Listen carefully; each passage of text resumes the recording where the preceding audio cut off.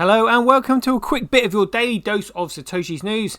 Today's date is Monday the 8th of January 2024, the year of 1 million transactions per second or more. BuyBSV.live was the best place to buy Bitcoin SV online, the original protocol and genuine Bitcoin.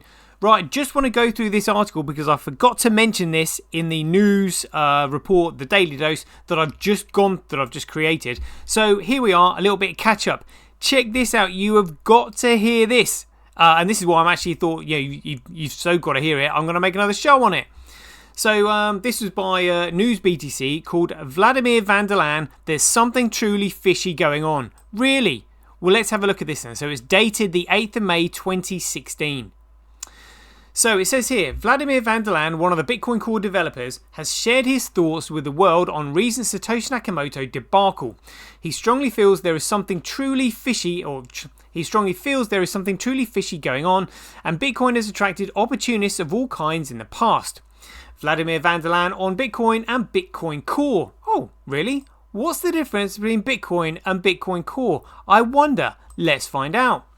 As one would come to expect from one of the lead Bitcoin Core developers, Vladimir van der Laan starts off by stating how Bitcoin development industry is a very toxic environment. Despite best efforts by developers, there's always some level of trolling or shilling going on, combined with targeted attacks. Developers all over the world are consistently under a lot of pressure, especially if they work on projects which are transient country borders. Bitcoin is a global movement, and there are lots of people with entirely different opinions. All of this is working counterproductive when dealing with tasks that require a lot of focus for an extended period. Now, this is the bit I want to bring your attention to. Look at this in yellow. Going to outline it here. Decoupling Bitcoin Core from Bitcoin itself was a move made to alleviate some of the stress. I'm sorry, can we have that one more time? Decoupling Bitcoin Core from Bitcoin? So, are you saying that you have decoupled Bitcoin Core from Bitcoin? So in other words, it's nothing like it. It's now completely decoupled. Is that what you're saying? Because that's what it sounds like to me, which means you've created an entirely different coin because you've decoupled it from Bitcoin. So they're going to have to drop the name Bitcoin, really. So it really should be Core Coin. But I've actually got a better name for it. Why don't you boys call it Shitcoin? Because that's what you've created. Oh my God. So it says, but people don't always see the gap between both industries. Moreover, there is a grave concern regarding a number of scammers, really, well, it sounds like they're the scammers now, and opportunists Bitcoin has attracted in the past few years. Whether or not Craig Wright would fall into this same category is a topic for a different discussion, but everyone who claims to be the creator of Bitcoin seems to have some hidden agenda. This recent Satoshi Nakamoto reveal became ever more worrying when Wright had allegedly proved his identity as Satoshi Nakamoto to Bitcoin experts. Despite the red flags raised in December of 2015 concerning Wright being Satoshi, again like red December of 2015, we're talking about Gizmodo and Wired Magazine and all that debacle. Concerning Wright being Satoshi, people still gave his claims a level of credibility that would otherwise not have been achieved or achievable.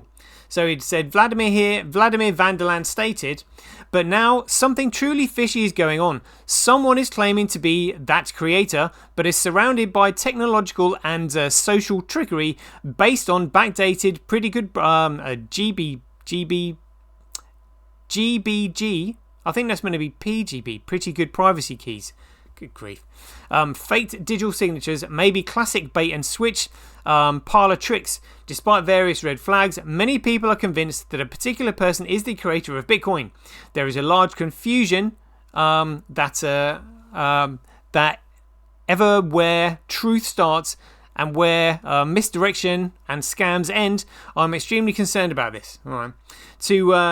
To van der Laan, all of the above validates the decision to revoke Gavin Andresen's commit access to Bitcoin Core. I mean, that's outrageous that they could do that.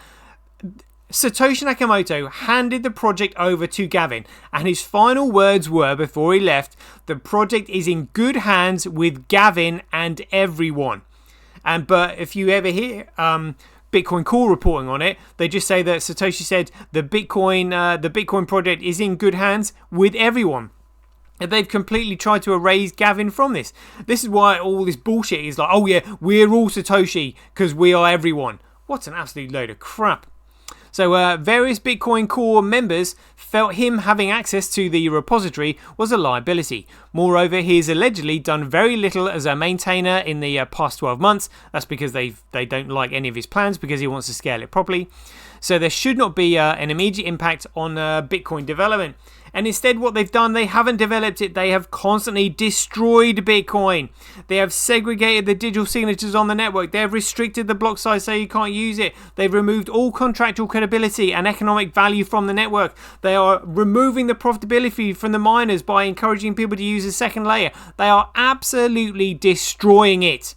That's what they are doing. And that's why I think they should call it shitcoin.